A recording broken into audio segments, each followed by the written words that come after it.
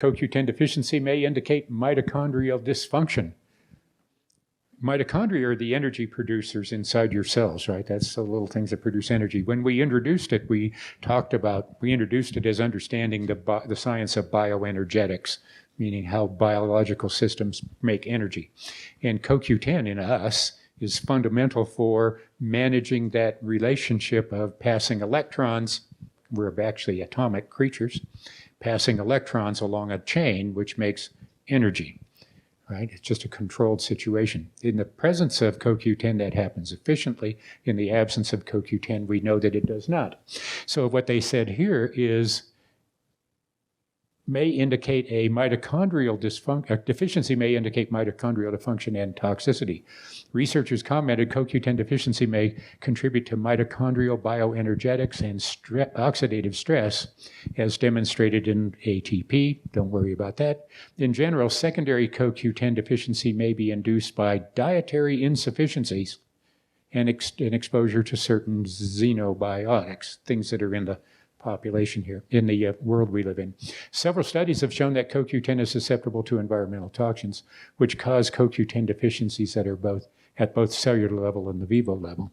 So what they're telling us is that there's a lot of reasons you can become CoQ10 deficient. One of them is you can't have not enough in your diet. The other one is that you're exposed to a lot of things in the environment that actually attack and reduce or put demands on your body's CoQ10 levels and make you even more deficient. CoQ10, mitochondrial dysfunction and heart health.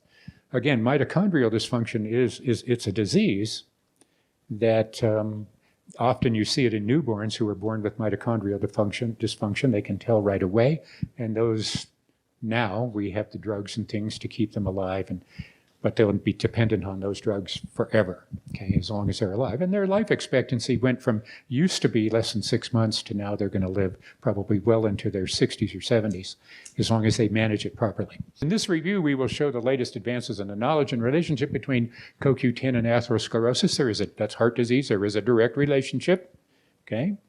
Atherosclerosis is the most common cause of cardiac death in the world.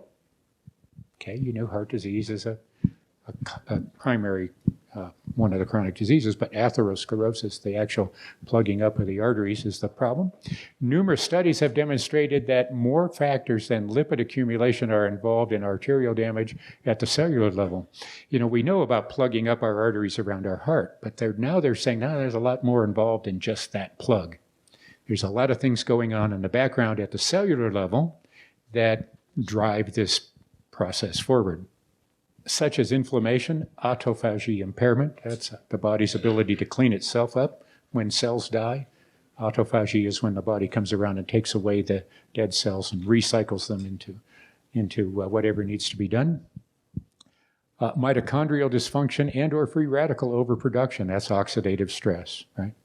It says, in addition to atherosclerotic phenotype, is closely related to aging.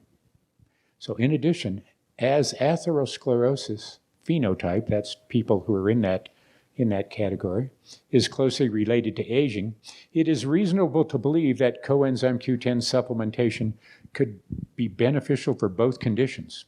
Okay, beneficial, helping you with prevent atherosclerosis, but also deal with this accelerated aging that we all tend to experience if we are, caught up in the sort of the Western diet and Western industrial lifestyle.